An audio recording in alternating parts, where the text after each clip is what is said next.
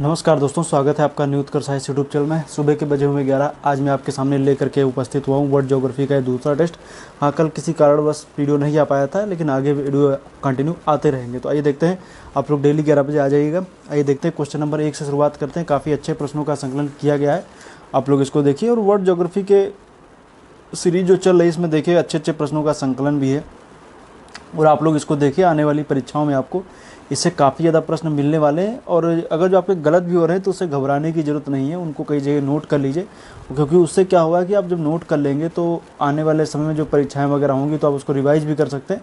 तो गलत हो रहे हैं इसका मतलब आपको नए प्रश्न मिल रहे हैं, और आपका कह सकते हैं कि दिमाग थोड़ा बहुत बढ़ता चला जा रहा है, आपको थोड़ा ज्ञान जो है वो बढ़ रहा है। तो इसलिए ज़रूरी यही है कि जो प्रश्न गलत हो रहे हैं उसमें घबराने की ज़रूरत नहीं है। वो समझ लीजिए आपको कुछ नए प्रश्न मिले। अगर सबके सब आसान आसान से 25 के 25 प्रश्न दे देंगे तो फिर टेस्ट का कोई मतलब रहेगा नहीं।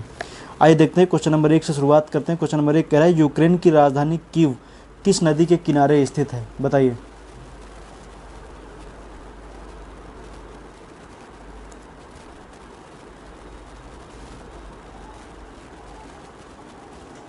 तो यूक्रेन की राजधानी कीव जो है वो नीपर नदी के किनारे स्थित है। पहले का जो है वो सी सही हो जाएगा, नीपर नदी। और बता दूं कि ये डेन्यूब हो गई, डॉन हो गई, नीपर नदियां जो हैं वो सभी नदियां ब्लैक सी में गिरती हैं। तो क्वेश्चन नंबर 1 का जो है वो सी सही है। क्वेश्चन नंबर 2 है, रैबिट घाटी किस देश में स्थित है? बताइए, रैबिट घाटी किस देश में स्थित है?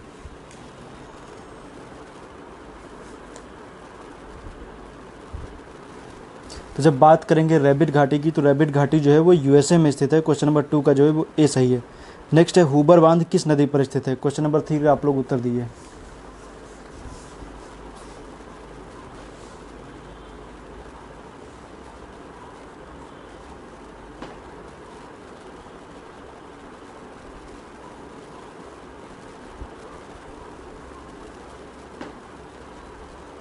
तो हुबर बांध की जब बात करेंगे तो हुबर बांध जो है वो स्थित है कोलोराडो नदी पर। क्वेश्चन नंबर 3 का जो है वो डी सही है, कोलोराडो नदी। आइए देखते हैं, क्वेश्चन नंबर 4 की बात करेंगे। अच्छा प्रश्न है, आप लोग उत्तर दीजिए। निम्न में कौन सा कथन सही है? कूट के आधार पर आपको इसका उत्तर देना है। दिखा हुआ है, डेल्टा शब्द का प्रयोग सर्वप्रथम हेरोडोटस ने किया था। दूसरा है, मिसिसिपी मिसौरी नदी का डेल्टा पंजा का डेल्टा का उदाहरण है।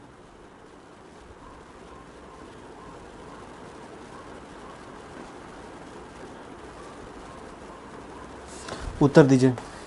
देखिए, हेरोडोटस ने ही सबसे पहले बात करेंगे तो डेल्टा शब्द का सर्वप्रथम प्रयोग हेरोडोटस ने नील नदी के संदर्भ में किया था।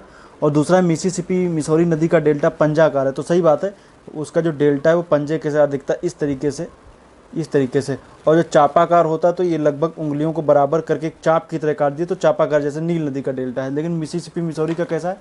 पंजा का डेल्टा है। तो क्वेश्चन नंबर 4 का सी सही है, पहला और दूसरा दोनों। क्वेश्चन नंबर 5 की बात करेंगे, टेलीग्राफ पठार कहाँ स्थित है? बताइए। ये किसी एग्जाम में पूछा भी गया है और मैंने अपने वर्ल्ड ज्योग्राफी की सीरीज में मैंने बताया भी है।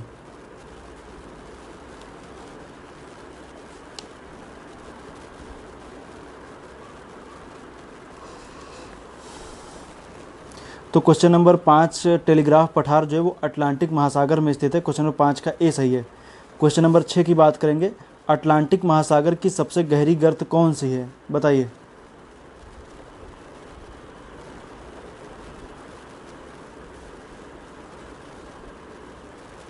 क्वेश्चन नंबर 6 का ए सही है, प्योर्टो रिको गर्त। क्वेश्चन नंबर 6 का ए सही है। क्वेश्चन नंबर 7 की बात करेंगे, निम्न में से कौन सी जलधारा पूर्वी अटलांटिक महासागर की जलधारा है?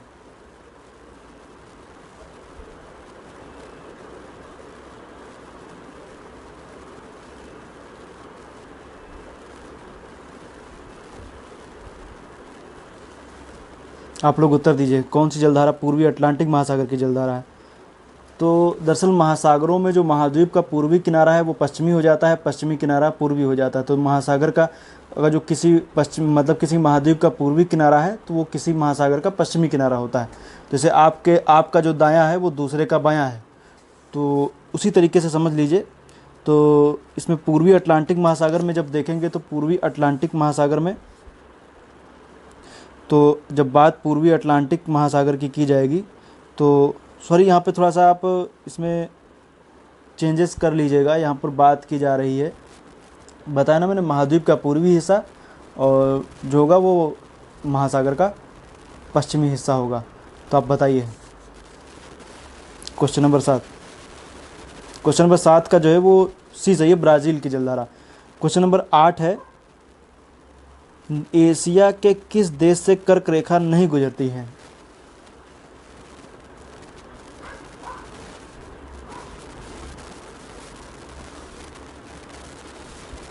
तो क्वेश्चन नंबर 8 का जो सही हो जाएगा वो ए, यमन सही हो जाएगा। यमन से होकर के नहीं गुजरती है, तो क्वेश्चन नंबर 8 का ए सही है, यमन।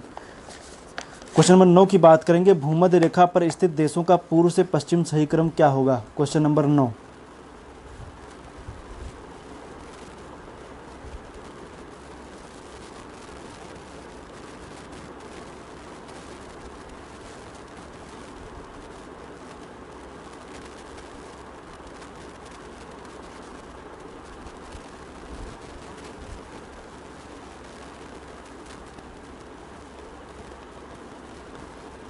तो पूर्व से पश्चिम पूछ रहा है, तो आप सबसे पहले ब्राज़ील आएगा, ब्राज़ील के बाद कोलंबिया, कोलंबिया के बाद इक्वेडोर। क्वेश्चन नंबर 9 का बी सही है। आप देखिएगा तो आप जब कर्क रेखा में देखेंगे तो सबसे पहले आपको इक्वेडोर दिखेगा, कोलंबिया दिखेगा, ब्राज़ील दिखेगा। लेकिन चूंकि हम पूर्व से पश्चिम की ओर पूछ रहे हैं, तो पूर्व से पश्चिम उल्टे की तरफ जब आएंगे तो ब्राज़ील, कोलंबिया, इक्वेडोर पड़ेगा। क्वेश्चन नंबर 9 का बी सही है। क्वेश्चन नंबर 10 की बात करेंगे, निम्न में से कौन सी पर्वत श्रेणी अंटार्कटिका महाद्वीप को 2 भागों में विभाजित करती है? क्वेश्चन नंबर 10 का उत्तर दीजिए।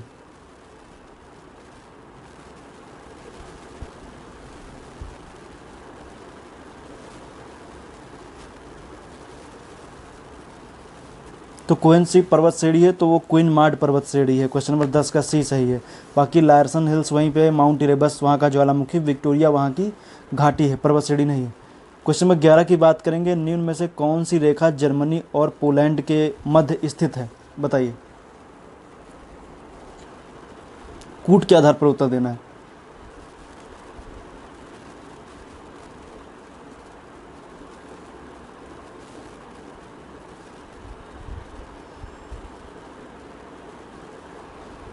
तो जब बात करेंगे क्वेश्चन नंबर 11 की, तो क्वेश्चन नंबर 11 का जो सही हो जाएगा वो सही हो जाएगा, पहला ओडरनीस भी है, दूसरा हिंडनबर्ग भी है।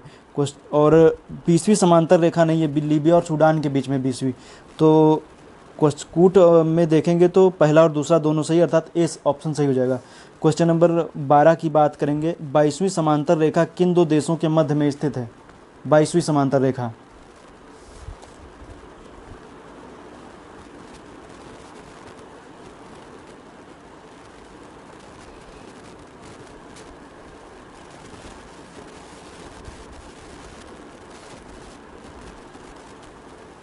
तो 22वीं समानांतर रेखा की बात करेंगे तो मिस्र और सूडान के बीच में स्थित है। क्वेश्चन नंबर 12 का सी सही हो जाएगा। क्वेश्चन नंबर 13 की बात करेंगे, अलास्का एवं कनाडा के मध्य कौन सी रेखा स्थित है? क्वेश्चन नंबर 13 का आप लोग उत्तर दीजिए।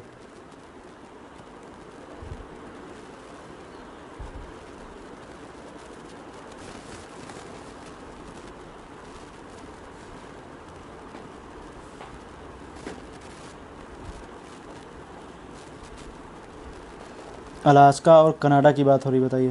तो अलास्का और कनाडा के बीच में 149वीं देशांतर रेखा स्थित है, पश्चिमी, वो भी 149वीं पश्चिमी देशांतर रेखा स्थित है। 49वीं कनाडा और यूएसए के बीच में स्थित है।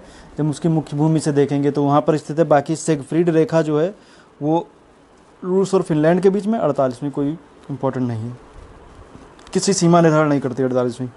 13 का ए सही है। क्वेश्चन नंबर 14 की तरफ आएंगे, निम्न में से कौन सी राजधानी डेन्यूब नदी के किनारे स्थित नहीं है? बताइए।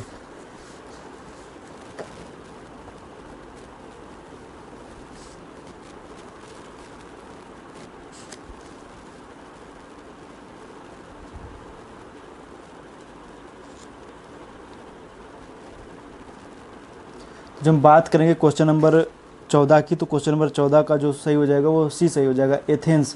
एथेंस जो है वो डेन्यूब नदी के किनारे स्थित नहीं है। बाकी वियना, बुखारेस्ट, बेलग्रेड सभी हैं, सर्बिया की बेलग्रेड, बुखारेस्ट रोमानिया की, वियना ऑस्ट्रिया की। क्वेश्चन नंबर 15 की बात करेंगे, और बता दें कि हंगरी की बुडापेस्ट भी उसी के किनारे स्थित है। क्वेश्चन नंबर 15 की बात करेंगे, निम्न में से मतलब विश्व में सबसे अधिक संख्या में झीलें कहाँ पाई जाती हैं? क्वेश्चन नंबर 15 का उत्तर दीजिए।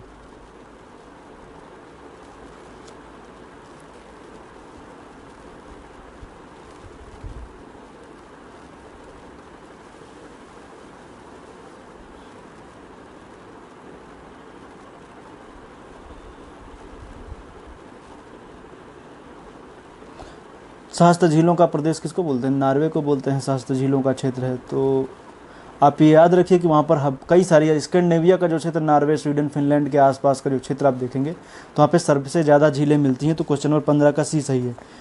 क्वेश्चन नंबर 16 है, इरावदी नदी कहाँ गिरती है? बताइए।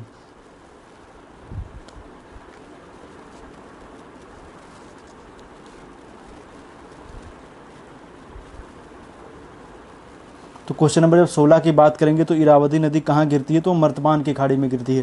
क्वेश्चन नंबर 16 का जो है वो बी सही है, मर्तमान की खाड़ी। क्वेश्चन नंबर 17 की बात करेंगे, निम्न में से कौन सा प्राकृतिक प्रदेश केवल उत्तरी गोलार्ध में ही पाया जाता है?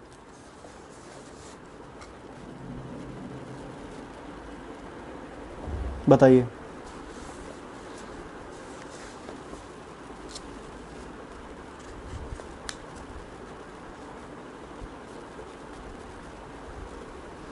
तो कौन सा ऐसा प्राकृतिक प्रदेश है? तो टैगा है, क्योंकि दक्षिण में देखेंगे तो भूखंडों का अभाव है और वहाँ पर टैगा नहीं पाया जाता है। तो क्वेश्चन नंबर 17 का जो है वो सी सही हो जाएगा, टैगा। क्वेश्चन नंबर 18 की बात करेंगे, बाकू किसके लिए प्रसिद्ध है?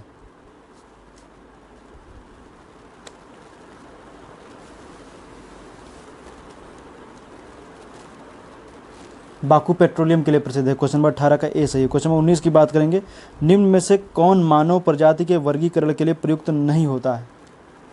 काफ़ी अच्छा क्वेश्चन है।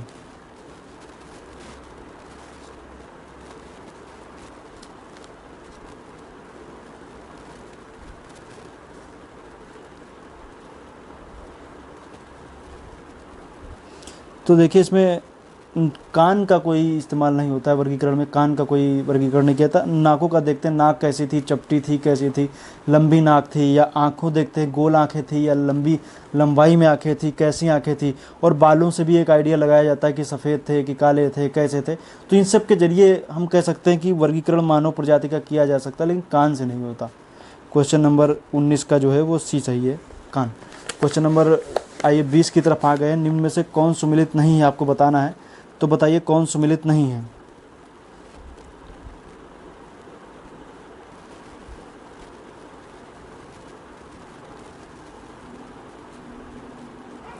एक तरफ जनजाति दिया गया, दूसरी तरफ देश दिया गया, बताइए।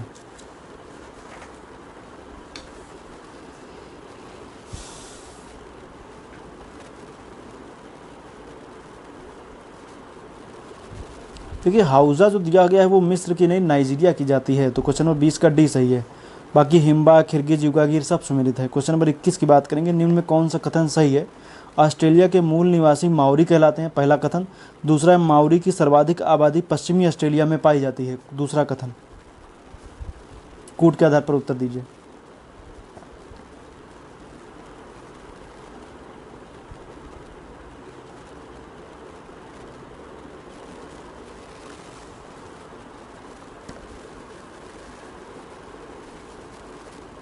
तो जब हम बात करेंगे क्वेश्चन नंबर 21 की, तो क्वेश्चन नंबर 21 का जो सही हो जाएगा वो सही हो जाएगा डी। इनमें से कोई नहीं, क्योंकि ऑस्ट्रेलिया के मूल निवासी जो हैं वो माओरी नहीं एर्बोजिन्स कहलाते हैं। तो एर्बोजिन्स कहलाते हैं, तो पश्चिमी ऑस्ट्रेलिया में रहने का तो कोई सवाल ही नहीं उठता। तो क्वेश्चन नंबर 21 का जो है वो डी सही हो जाएगा। पहला और दूसरा दोनों गलत हैं। क्वेश्चन नंबर 22 की बात करेंगे, गिब्सन मरुस्थल किस देश में स्थित है? आसान सा प्रश्न है, बताइए।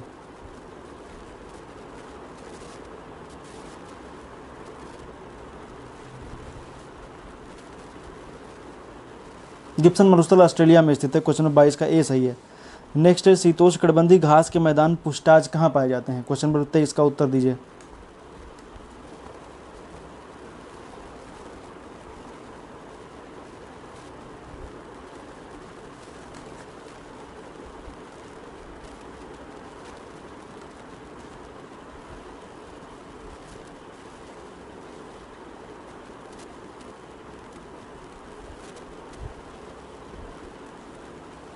क्वेश्चन नंबर 23 का जो उत्तर सही हो जाएगा वो सही हो जाएगा सी, पुस्टाज, हंगरी। क्वेश्चन नंबर 24 की बात करेंगे, विश्व की सबसे बड़ी कहवा मंडी साओ पोलो कहाँ स्थित है? साओ पोलो कहवा मंडी जो है वो कहाँ स्थित है?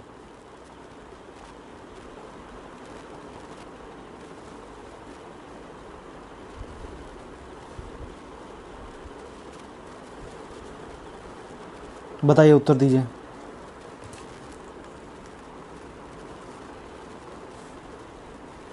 साओ पोलो ब्राज़ील में स्थित है। क्वेश्चन नंबर 24 का ए सही है। अंतिम प्रश्न की ओर आ गए हैं, आप लोग इसको देखिए। बाकी आगे की वीडियोस वगैरह कल सुबह फिर आप आ जाइएगा, उपस्थित हो जाएगा।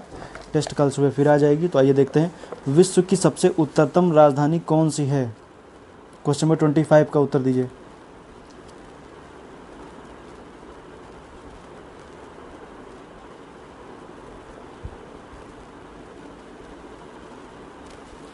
तो विश्व की सबसे उत्तरतम राजधानी रेक्याविक है, जो कि आइसलैंड की राजधानी। क्वेश्चन नंबर 25 का जो है वो डी सही है, रेक्याविक। तो आज का टेस्ट यहीं पर खत्म हुआ, मिलेंगे नेक्स्ट वीडियो में। तब तक के लिए आपका बहुत बहुत धन्यवाद। सुबह 11 बजे आप लोग फिर उपस्थित हो जाएगा, आपके समझ नई टेस्ट की वीडियो आ जाएगी।